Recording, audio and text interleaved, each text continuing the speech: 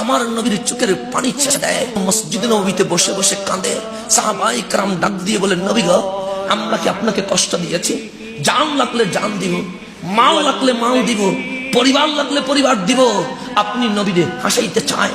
হযরতে ফারুক আযম নামাজের মতো করে বসে আমার নবীরে খুশি করতে লাগলেন। রাদিতু বিল্লাহি রাব্বা ওয়া বিল ইসলামি দীনা ওয়া বি মুহাম্মাদিন সাল্লাল্লাহু আলাইহি ওয়াসাল্লাম নবিয়্যা। নবীরে আমি বড় খুশি আল্লাহকে রব পেয়ে, ধর্মকে ইসলাম হিসেবে হয়ে, এবং আপনি নবীকে নবী পেয়ে ফারুক বড় খুশি। কিন্তু নবীর চোখের পানি বন্ধ হচ্ছে না।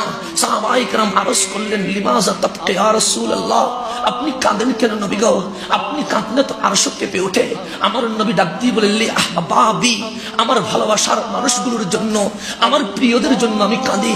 আমি যাদেরকে ভালোবাসি তাদের জন্য কাঁদি। সিদ্দিক ডাক দিয়ে বলেন, নবী গো, আমার পুরা সময় আপনার কদমে, আমার জান ও মাল আপনার কদমে, আমার পরিবার আপনার কদমে। হযরতে মালিক বলতে লাগলেন, ফিদাকা আবি ওয়া উম্মি ইয়া রাসূলুল্লাহ। হযরতে ফারুক আযম বলতে লাগলেন, আমার সন্তান আপনার কদমে কুরবান। হযরতে উসমান যুন্নুরাইন বলেন, আমার টাকা পয়সা আপনার কদমে কুরবান। মাওলায়ে কায়নাত বলছেন, আমার খুন আপনার কদমে কুরবান। নবীরে, আমরা কি আপনার প্রিয় নয়? আমরা কি আপনার মাহবাব নয়? আমরা কি আপনার ভালোবাসার পাত্র নয়? আমার নবী বললেন, আনতুম আসহাবি, তোমরা আমার সাহাবা। তো নবীরে কাদের জন্য কাঁদেন? তারা পরে আসবে, তারা আমি নবীকে দেখবে না, শুনবে তাদের একটা রহমতুল লিল আলামিন ছিল। শুনবে ওই নবী মা আমেনার ঘরে এসে রব্বি হাবলি উম্মতি বলেছিল। আমার উম্মত আমাকে না দেখে ইয়া রাসূলুল্লাহ বলে কাঁদবে।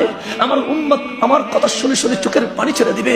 আমার উম্মত শুনবে তায়েফের ময়দানে আমি রক্তাক্ত হওয়ার পরেও চোখের পানি ছেড়ে ছেড়ে ঠোঁট দিয়ে বলেছিলাম, উম্মতি উম্মতি। আমার উম্মত শুনবে আমি যখন নামাজের মধ্যে সিজদা দিয়েছি, গরুর গুড়ি যখন তুলে দিয়েছে, তখন আমি বলেছিলাম, উম্মতি উম্মতি। আমার উম্মত আমারে দেখে নেই, শুনেছে। আমাকে যখন মক্কা থেকে বের করে দিয়েছে, আমি ঘোড়ার উপর উঠে বলেছিলাম, উম্মতি উম্মতি। আমার উম্মত শুনবে যখন বদরের মধ্যে আমার সাহাবীকে শহীদ করে দিয়েছে, ওই রক্তের সামনে দাঁড়িয়ে আমি বলেছিলাম, উম্মতি উম্মতি। আমার উম্মত শুনবে যখন মেরাজে গিয়েছিলাম, আমার মাওলা বলছে, আজকে আপনাকে খুশি করে দিব, কি লাগবে বলেন না। আমার নবী সেখানেও কেঁদে কেঁদে বলেছে, উম্মতি উম্মতি।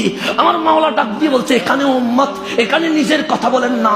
তখন বলে, নিজেকে ভুলে যেতে পারি, সমস্ত কিছু বিসর্জন দিতে পারি, কিন্তু আমার উম্মতকে আমি ভুলতে পারবো না।